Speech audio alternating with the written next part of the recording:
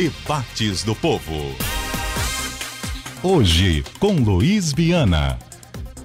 Olá, bom dia. Hoje, quarta-feira, 17 de outubro de 2018, está no ar mais um Debate do Povo, aqui na sua Rádio Povo CBN, FM 95.5 e AM 1010. Também temos a transmissão do programa ao vivo pelo Facebook da Rádio Povo CBN. Hoje, o Debate do Povo vai continuar debatendo sobre as questões nacionais diante das propostas dos candidatos para o Brasil nesse segundo turno das eleições. O tema de hoje é economia. O Brasil vive uma crise interminável, com incertezas, desemprego, obras paradas e um desempenho pífio da economia. Os candidatos falam de privatizações, concessões da retomada dos investimentos públicos, fim de ministérios, taxação de bancos, imposto para grandes fortunas. Mas, afinal, qual o melhor projeto para o Brasil voltar a crescer? Para debater esse assunto, convidamos dois representantes, na verdade não são exatamente representantes de partidos ou de candidaturas, é bom que a gente deixe bem claro aqui, mas são pessoas capazes, especialistas, capazes de discutir e analisar as duas propostas. É o caso do professor da UFC, economista Fábio Sobral. Seja bem-vindo, bom dia para você, Fábio. Bom dia Luiz, bom dia ouvintes, bom dia Rodrigo. Estamos aqui, eu realmente não sou um representante da... Claro. Mas defendo um conjunto de ideias bem próximo. Rodrigo Saraiva Marinho, advogado, professor de Direito da Unifor, integrante do Instituto Mises Brasil.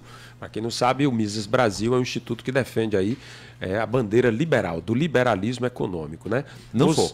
Hã? Não só. Bom dia para você, seja bem-vindo, Rodrigo. Isso é uma primeira coisa, Luiz, de pessoal dizer assim, o liberalismo só é econômico, né?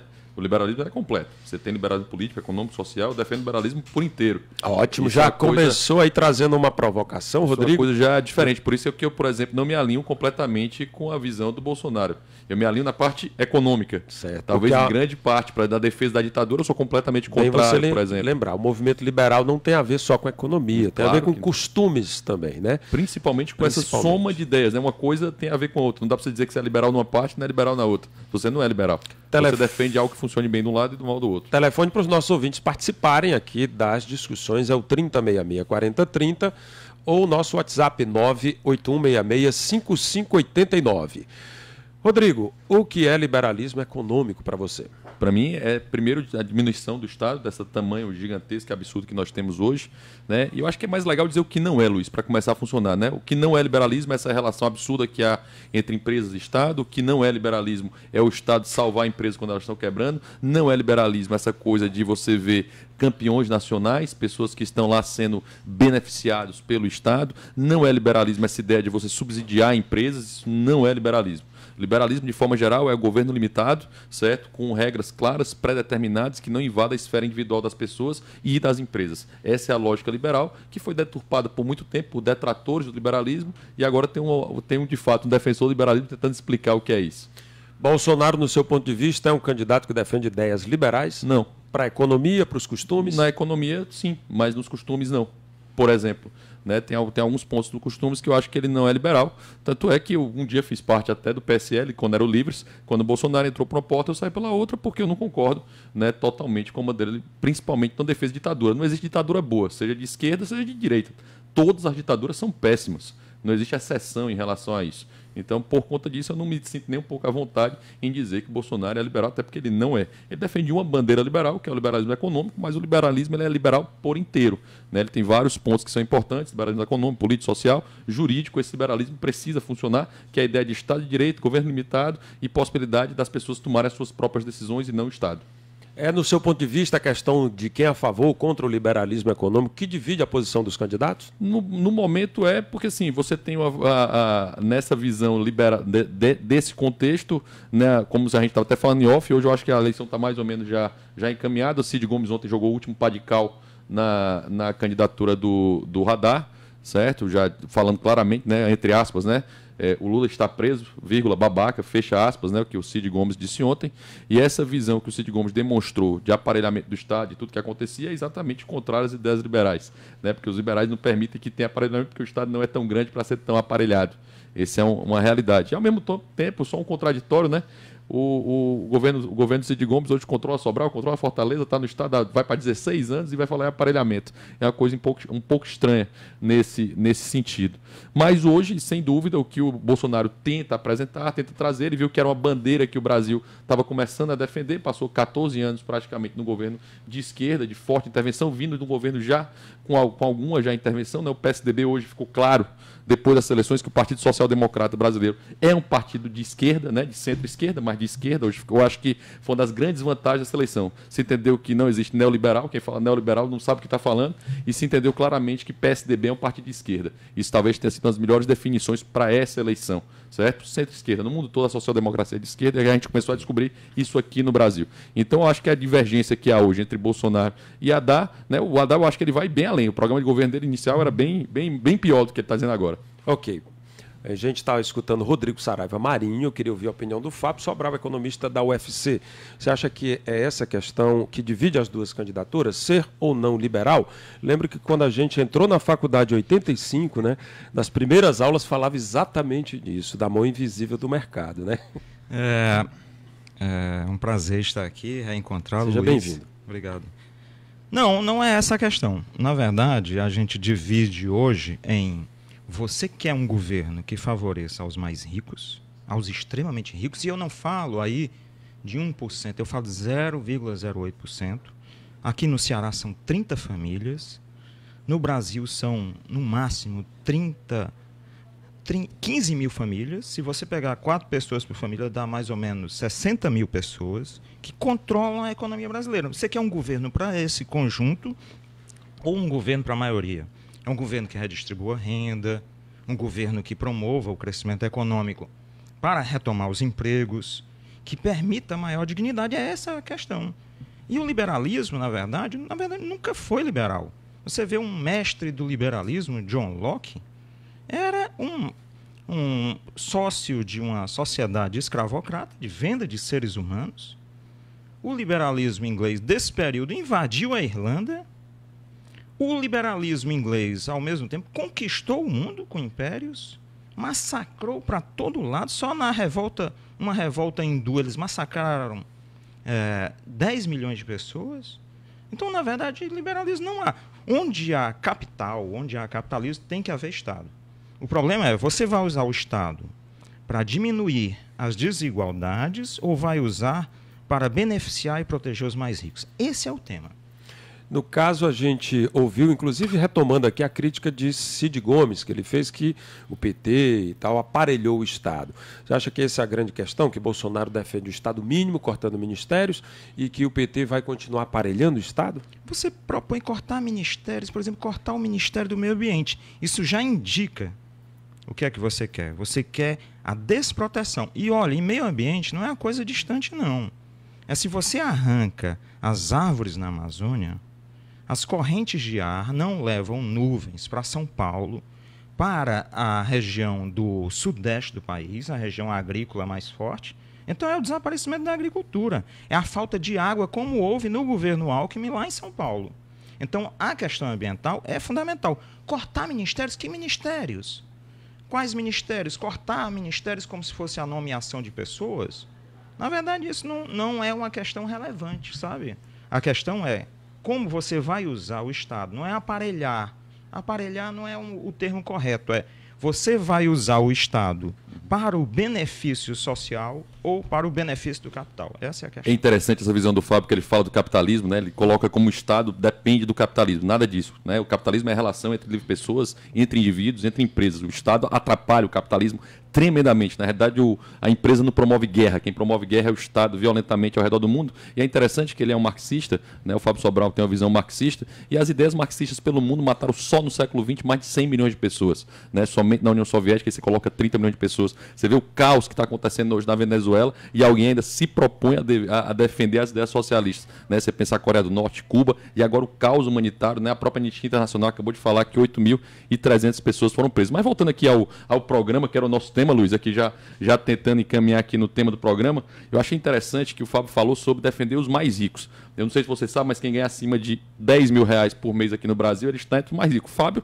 né, está entre os mais ricos, né? Fábio é professor universitário. Eu estou no 1%, não entre os mais ricos. 1% de renda do Brasil. Se você está no 1% dos mais ricos, você está entre os mais ricos. Aqui... Quem ganha acima de 10 mil reais hoje no Brasil, está entre os mais ricos. Eu falo isso porque aqui são 0,08. Como você é professor universitário, né? Só para a gente ter uma informação que é interessante. Talvez você esteja, né? Mas eu não. Assim, quem ganha hoje 16 mil, portal da transparência, olha para isso. Para quem ganha 16.200 reais hoje, eu acho que ele está entre os mais ricos, né? Então, assim, essa é a realidade. É um dado para os Estados Unidos. O número do portal da...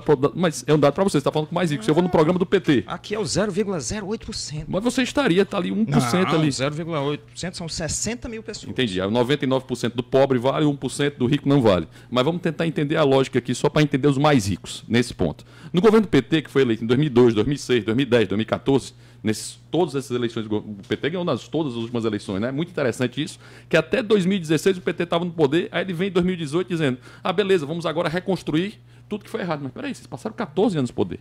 Né? Eu acho que o PT, o Cid eu tenho várias críticas ao Ferreira Gomes, mas o Cid tem um ponto de dizer assim, peraí, temos que estudar e entender a meia-culpa, temos que entender o que a gente fez de errado, temos que entender que a gente teve inúmeros casos de corrupção, tivemos corrupção nos Correios, corrupção na Petrobras, corrupção no Banco do Brasil, corrupção na Caixa Econômica Federal, corrupção no Banco do Nordeste, todos esses lugares a gente teve casos tremendos de corrupção. E mais, os mais ricos ganharam tremendamente dinheiro dentro dos governos do PT, que o diga os bancos.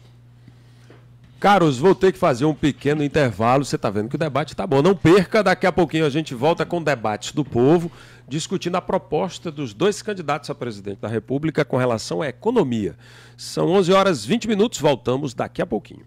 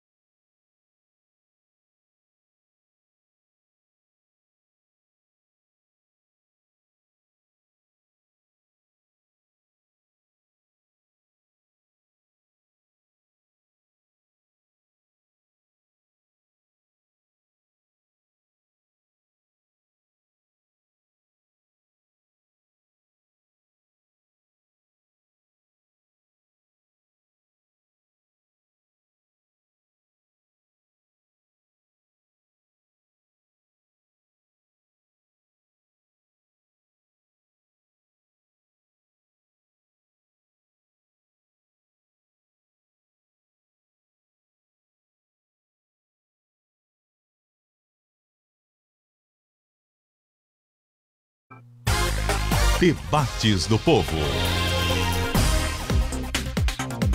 Voltamos com o seu debate do povo, hoje debatendo as propostas dos candidatos para o Brasil nesse segundo turno com relação à economia. Estamos aqui nos estúdios com o professor Fábio Sobral, economista e professor da UFC, e Rodrigo Saraiva Marinho, advogado, também professor de Direito da Unifor, integrante do Instituto Mises Brasil.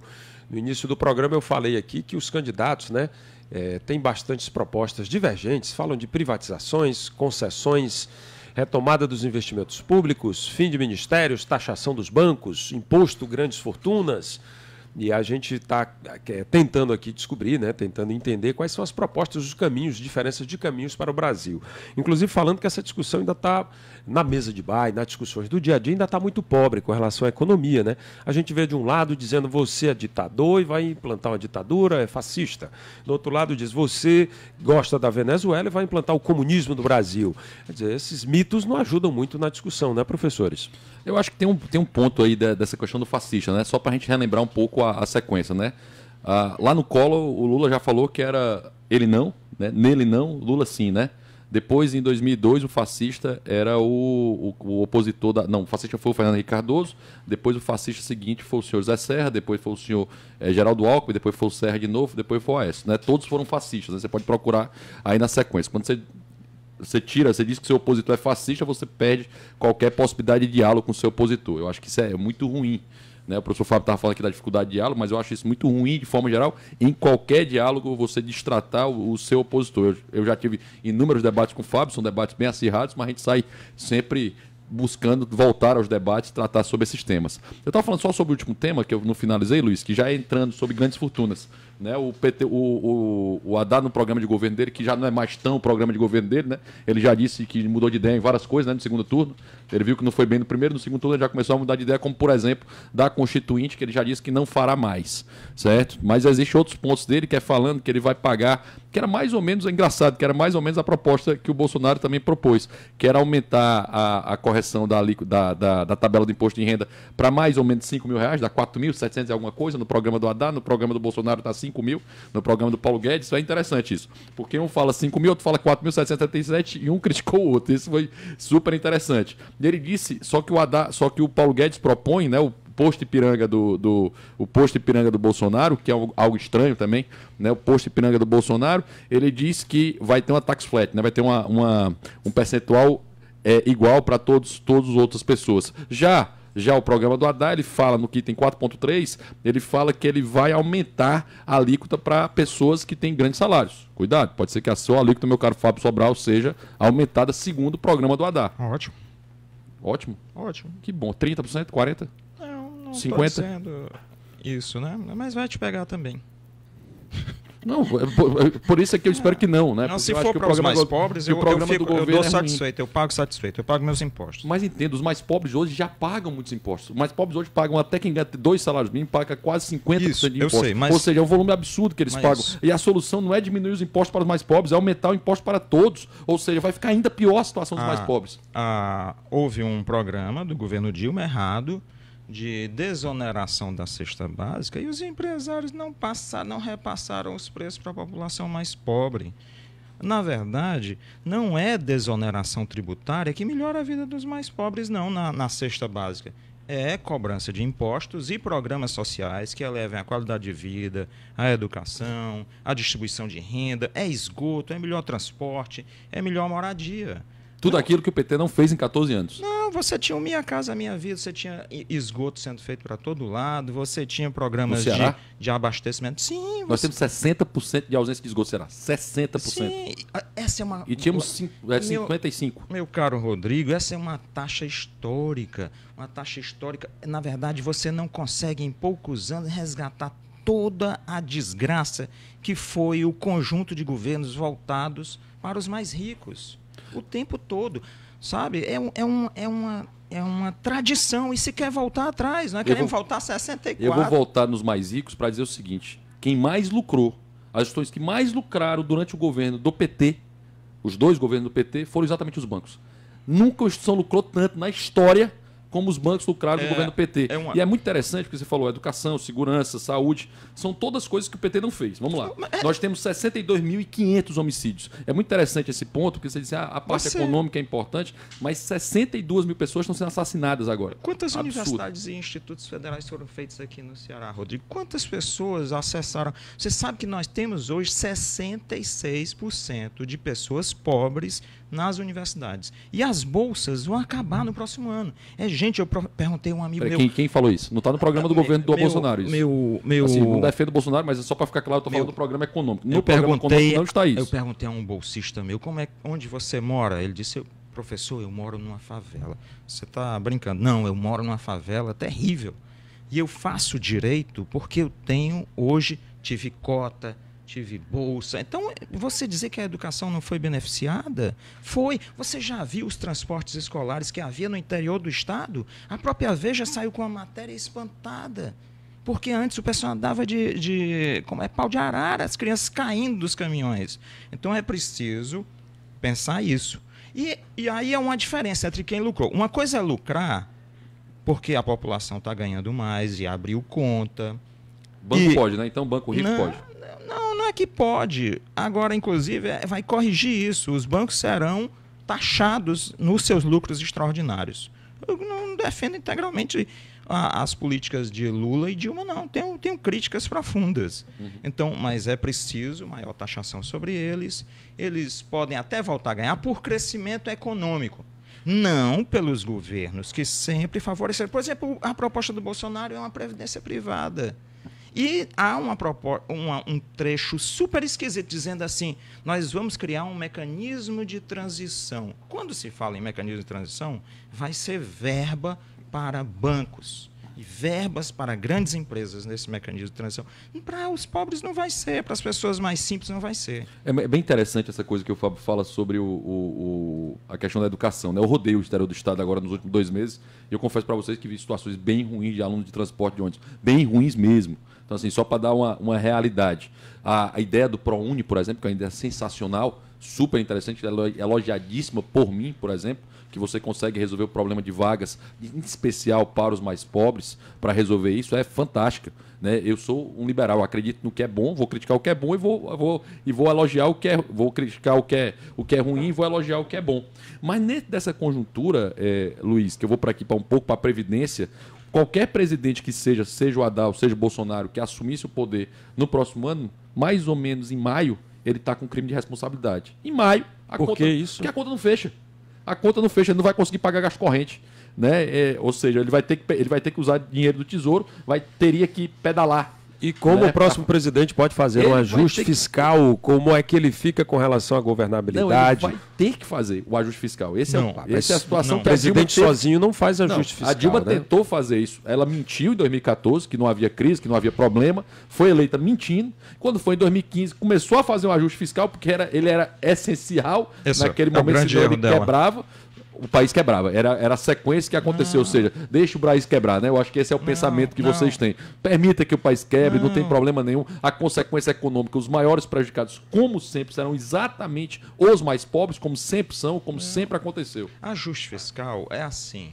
Em economia, a gente não pode pensar que uma coisa tem uma receita única. Ajuste fiscal pode ser ajustar, é para cima ou para baixo. É igual a costura, sempre, né? Você vai costurar uma roupa, você ajusta para cima ou para baixo, aperta ou aumenta. A receita dos economistas tradicionais é só apertar. E sempre quem é apertado são os mais pobres. Sempre.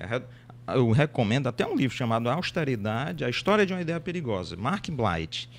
Aí, ajuste fiscal pode ser para cima, vamos tornar a roupa mais frouxa. Como? Vamos fazer a atividade econômica crescer? Cresce uma base da arrecadação tributária.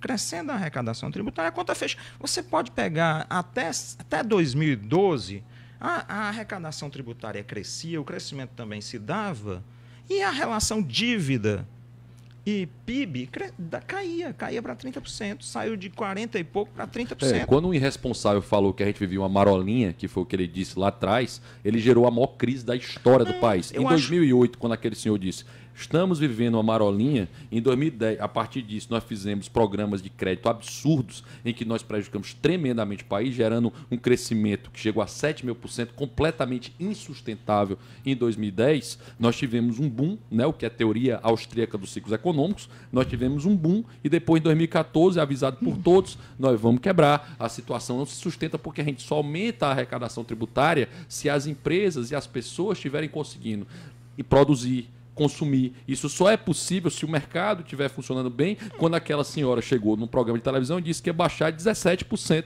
da conta de energia.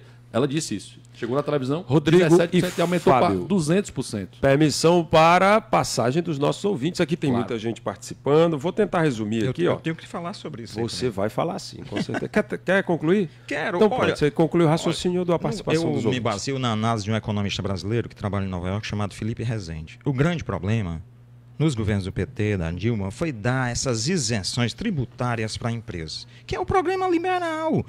Não é liberal.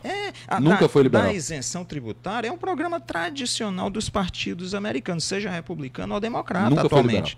Então, o que se tem hoje é isso, um endividamento enorme, porque se deu liberdade tributária, esse pessoal apostou no mercado financeiro.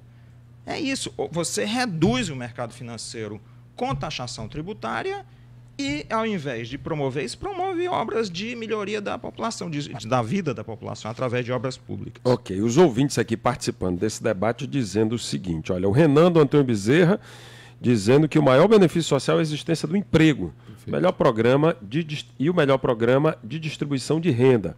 Mas ele valoriza aqui a questão do emprego, faz um texto um pouco grande, eu vou aqui resumir. Ele diz: um Estado excessivamente assistencialista torna as pessoas mais dependentes da ajuda do próprio Estado.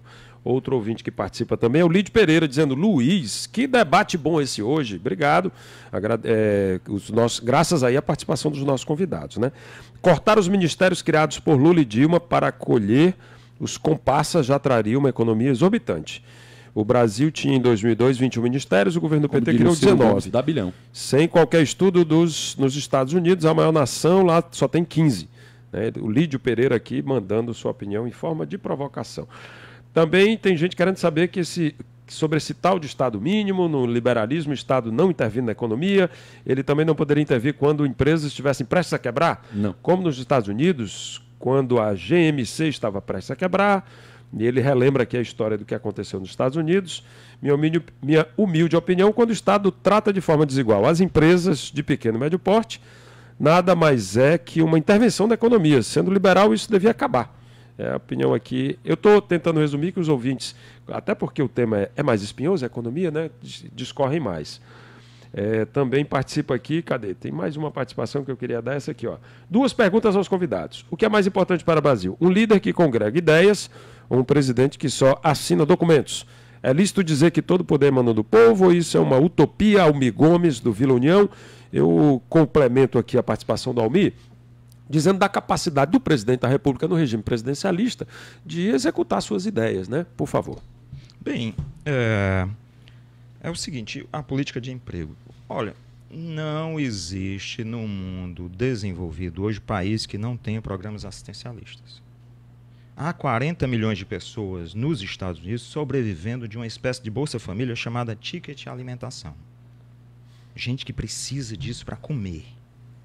Outra coisa, há um relatório de dezembro de 2017 do Instituto McKinsey que, devido à revolução tecnológica, o emprego vai desaparecer em larga escala. Eles falam que de 2018 a 2030 desaparecerão 800 milhões de empregos. Não é possível uma existência sem programas assistenciais. E outra, você tem um empresário industrial em São Paulo produzindo bolacha e vai ser contra o Bolsa Família? A pessoa comprando a bolacha dele aqui é muita incapacidade de compreender. Isso gera emprego.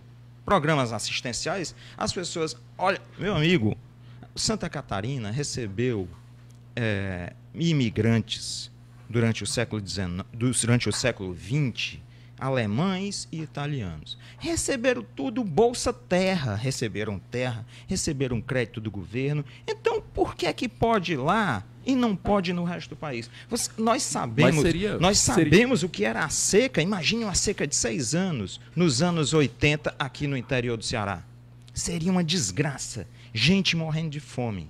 Então, a pessoa que defende o fim dos programas assistenciais está fora da realidade. Nem o Bolsonaro teve coragem e agora está propondo o 13º para tentar limpar a suja de que quer cortar o 13º dos trabalhadores. Professor Fábio Sobral, um minutinho, o Rodrigo daqui a pouco fala. A gente vai fazer um pequeno intervalo e volta daqui a pouquinho com o seu Debates do Povo.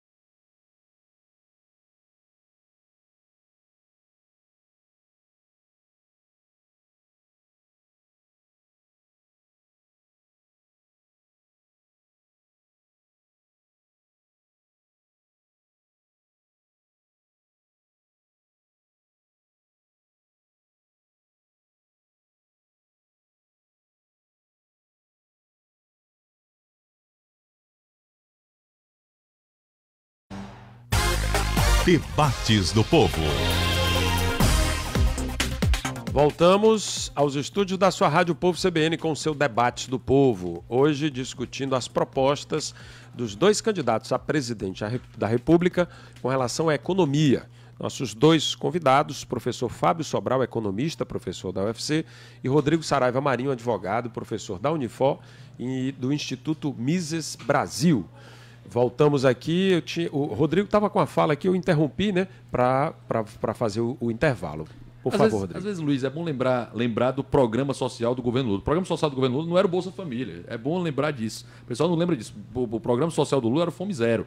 Esse era o programa que o Lula acreditava que daria certo. Que o programa começava desde a produção de alimento até a distribuição de alimento. Ou seja, estatizava toda a situação e deu errado. Né? O programa Bolsa Família, que é um programa baseado numa ideia da Escola de Chicago, né, baseado em Milton Friedman, para ser mais exato, que é um liberal não da escola de pensamento que eu defendo, que é a escola austríaca, mas está ali do lado, é um liberal também, que defendia que teria uma bolsa que era muito mais barato. E, de fato, é você dar dinheiro para pessoas para eles conseguirem fazer as suas próprias escolhas do que você fazer todo o programa que era como o Fome Zero.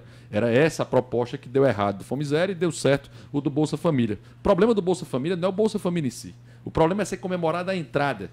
O problema é ser comemorado o tanto de pessoas que entram no programa.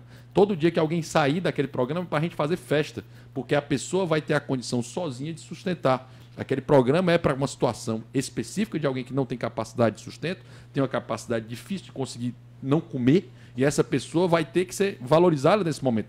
Nós temos que nos preocupar com essa pessoa. Mas não deve ser valorizada nunca a entrada do programa, e sim a saída do programa, e sim quem sai do programa. Né? Os governos, os 14, né, quase 14 anos do governo PT, comemoravam o quanto de pessoas entravam no programa. E essa lógica que precisa ser invertida, e esse pensamento precisa ser retirado. Né? Porque é muito interessante, essa dor no PIB é muito barato, em termos de programa social, você entrega e as pessoas fazem as suas próprias escolhas. Se as pessoas podem fazer suas próprias escolhas no Bolsa Família, por que elas não podem fazer suas próprias escolhas relacionadas, por exemplo, à gasolina, relacionada ao telefone, né, que poderia ser muito mais ampliado, relacionada à energia, relacionada a todos esses serviços que o Estado tem um monopólio legal absurdo sobre eles? É a seguinte, a agricultura no mundo todo, até nos Estados Unidos, só funciona com dinheiro estatal. 50% da produção dos agricultores americanos depende de dinheiro estatal. Então, não existe agricultura sem financiamento. O próprio Ciro disse num debate com esses donos de fazenda, latifundiários, né? Disse o seguinte: se acabar o Banco do Brasil, o financiamento do Banco do Brasil, vocês vão para onde? Né? Então, o programa de benefício da agricultura familiar, redução de venenos, porque o que causa tanto câncer é esse veneno na comida, reduzir. O Brasil tem uma quantidade de venenos enorme, sabe? Então, você reduz a mortalidade, o adoecimento das pessoas, proteger o meio ambiente, mas é preciso ação estatal. Ação estatal não quer dizer autoritarismo, não. Autoritarismo, muitas vezes, é ligado à ausência de oportunidades. O Estado pode ser usado para promover oportunidades. Nós temos que comemorar também se a pessoa entra no Bolsa Família. Por quê? Porque ela vai agora comer, viver. Quem não passou fome não sabe o que é isso. Então é muito fácil dizer. Agora, se ela sai por quê? Porque entra dinheiro na economia, faz a economia do município circular. Esses municípios aqui do Ceará precisam de aposentadorias, precisam de Bolsa Família, precisam de programas de investimento para que você estimule o emprego. Mas não, o que é que você quer? O Fábio quer acabar com o desemprego. O Fábio acredita na falácia da janela quebrada que o Bastiat falou já atrás. Se eu jogar uma pedra na janela, a economia vai circular. Não. Que é a visão, que é a visão assim. Quando um país comemora que alguém que está morrendo de fome está no programa, é que o país está muito errado. Não, está errado. Não era para alguém que está morrendo de fome. Porque o melhor programa social que existe é o emprego. Ou seja, nós temos quase 3 milhões de empregados de governos que ficaram 2002, 2006, 2010, 2014, até 2016. Desregulação não vai gerar emprego, Rodrigo. Desregulação, carteira verde e amarela, sem direito nenhum, não vai gerar emprego. Vou dar um exemplo do que gerou emprego. Só um ponto, Fábio, do que gerou emprego. Né, você está falando que desregulamentação não gerou emprego. Que eu digo os motoristas do Uber agora. Né, realmente não gerou emprego, né? Porque, de fato, você tinha só táxi e agora você tem uma empregabilidade tremenda de pessoas que não tinham acesso a nenhum emprego e agora estão no Uber. Será que desregulamentação não gera emprego? Esse é um exemplo claro que a desregulamentação, a tecnologia, absurda intervenção do Estado, nos mínimos detalhes da vida, tem gerado tudo isso. Saiu uma matéria na Folha de São Paulo, os bancos estão reclamando que o crédito não cresce, que a informalidade está grande. Uma coisa é a qualidade do emprego também. Um emprego em que você não tem qualidade, você sobrevive no limite. Aquela pessoa que fica ali no sinal, lá no 23BC, de domingo a domingo, de paletó, vendendo umas canetinhas por R$1, isso aí não é qualidade de emprego. A pessoa sobrevive no limite. Mas eu adorei o que o Fábio falou sobre a informalidade estar grande. Por que a informalidade está grande? Se alguém, você já tentou abrir empresa... A informalidade Você já tentou abrir empresa histórica. Você já tentou abrir empresa em Fortaleza? Você já tentou alguma vez, alguém aqui já tentou... Você que está me ouvindo agora, já tentou abrir empresa nessa cidade? São pelo menos 50 documentos. Pelo menos 50 documentos. Uma série de licenças, uma série de absurdos. Ou seja, nós precisamos desregulamentar isso o mais rápido possível. E além do que, esse ano, não bastando a crise absurda que a gente vive, a prefeitura, para ainda melhorar mais a condição, né, das pessoas que fazem isso, né? Eu estou sendo irônico. Eu não estou defendendo ela aumentou a vara de funcionamento em R$5 mil. Não, eu estou dizendo que desregulamentação funciona. Você está dizendo que muita regulamentação é o melhor. É só para mostrar o contraponto. Nós precisamos quebrar a regulamentação urgentemente. Micros, médias e pequenas empresas sofrem muito. 85% morrem em 5 anos. Então o principal não é abrir, o principal é manter.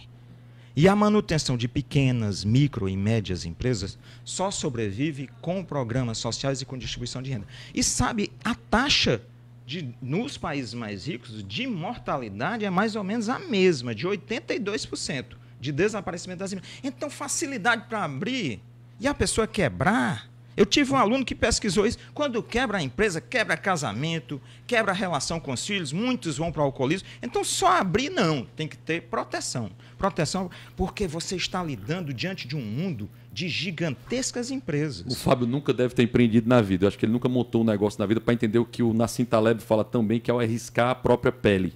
Arriscar a própria pele, ela envolve todo o seu risco relacionado desde a manutenção, do guardar o capital, do acreditar que aquilo vai ser possível para você montar um negócio. Talvez nessa condição de entender o que empregar pessoas, dar trabalho e como isso acontece hoje, né? Está falando que os empregos das pessoas só funcionam com programas sociais. Eu sobrevivi como professor particular, na realidade, de casa em casa. Hoje eles tiram.